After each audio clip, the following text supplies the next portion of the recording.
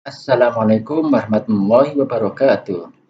Oke, setelah kita membuat settingan di menu perbaikan servis, pengaturan tadi, selanjutnya kita akan melakukan eh, input perbaikan masuk seperti itu ya. Nah, kalau di sini tadi lembar pekerjaan adalah daftar pekerjaan yang sudah masuk, berikut statusnya seperti itu ya. Nah, kemudian ketika ada pelanggan masuk untuk servis di tempat kita, maka kita harus tambahkan lembar pekerjaan seperti ini ya. Kemudian uh, kita pilih pelanggan, oke ya. Kita bisa pilih pelanggan ketika sudah ada pelanggannya, misalkan pelanggannya dari huruf A ya. Nah, kalau belum ada, maka kita bisa menambahkan pelanggan baru dengan cara menambah di sini ya uh, tanda plus untuk di pelanggan. Oke ya, kita individu, terus kemudian namanya adalah misalkan Ahmad. Oke ya, misalkan Ahmad, nama belakangnya adalah Dikit. Kemudian yang tak kalah penting, ini adalah nomor HP pelanggan yang digunakan untuk komunikasi ya atau estimasi terkait biaya perbaikan nantinya. Dan penulisan untuk nomor HP ini tidak didahului dengan 0, akan tapi 0 itu diganti dengan kode 62 ya. Misalkan 62 85 867 255 448. Nah, penulisan untuk nomor HP-nya yang benar nanti seperti ini ya, supaya apa? Supaya nanti bisa untuk komunikasi kirim WA ya, seperti itu. Jika memang sudah ada WA di nomor tersebut. Kemudian kita simpan. Oke, ternyata sudah ada di sini ya. Nah, nomor telepon ini sudah ada. Oke.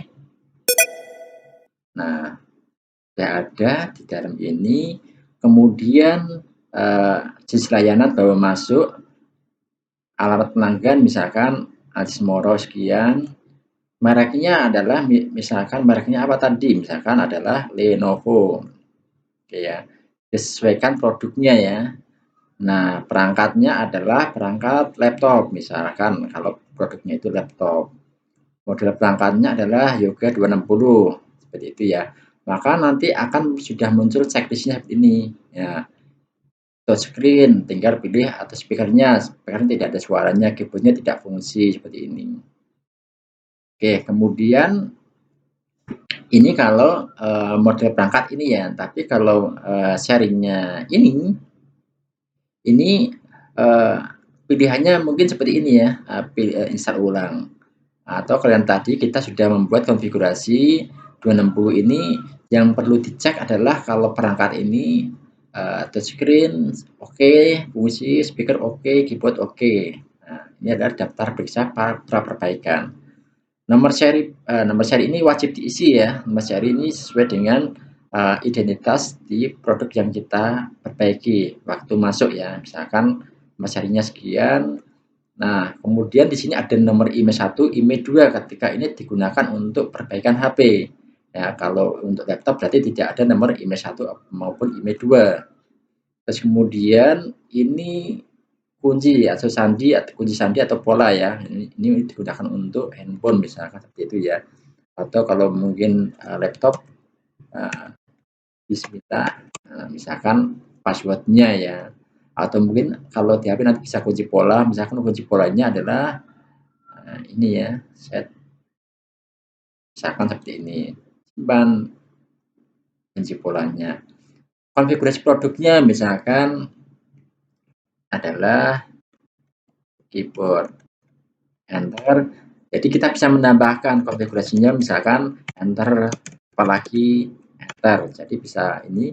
Terus keluhannya misalkan keluhannya itu mati, enter, terus baterai baterai drop, enter. Terus kemudian engsel patah, dan lain-lain kalau memang keluhannya disampaikan situ ya. Kelengkapan produk ini bisa diisi sesuai dengan yang dibawa oleh pelanggan, misalkan adaptor, enter, terus tas, enter, atau mungkin yang lain, misalkan perangkat tambahan, misalkan adalah ini ya, monitor misalkan. Monitor ini adalah perangkat tambahan untuk pengganti, mungkin kalau LCD-nya pecah, misal begitu ya. Garansi misalnya 3 bulan untuk kerusakan yang sama, misal seperti itu ya. Kemudian kita bisa menentukan atau pilih teknisi yang ditugaskan nanti, karena di sini belum ada pelanggan ini ya, pengguna yang lebih, baru ada 2 user nih, kita nanti bisa pilih kasir ya. Nah, kemudian nanti ketika sudah user teknisi sudah dimasukkan, maka nanti bisa pilih namanya teknisi yang ditugaskan, seperti itu. Oke, kemudian perkiraan biaya misalkan 2 juta, down payment-nya misalkan 500.000, DP-nya misalkan, kalau nggak ini ya juga tidak masalah, misalkan tidak ada DP-nya. Oke, kemudian kita simpan ya, kita simpan. Oke ya, di sini kita sudah berhasil membuat tanda terima ya. Nah, di sini kita bisa ada pilihan cetaknya. Jadi ketika nanti menggunakan lembar kerja A4, bisa menggunakan format 1 dan format cetak 2 ya. Format cetak 1 tampilannya adalah seperti ini. Oke ya, ini sesuaikan printout-nya. Nah, nanti tanda terimanya seperti ini ya.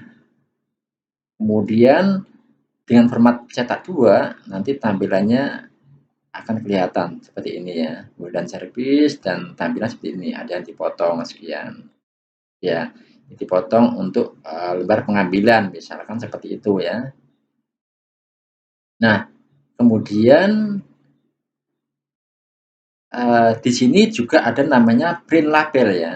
Jadi print label ini kita tadi membuat cetakannya itu ini ya, dengan ukuran kertas sesuai ya, misalkan pelanggannya Ahmad Muslikin tadi ya, nomor telepon sekian. Nah, ini lembar kerja nomor sekian. Oke, polanya sekian, problem mati, baterai drop, engsel patah, status servis masuk, teknisi Bapak kasir ya. Oke, seperti itu. Ini kalau print label. Kemudian print thermal ini ketika menggunakan printer kasir ya. Nah, seperti ini nanti tampilannya. Kemudian di sini ada juga nanti dikirim WA tanda terimanya ya.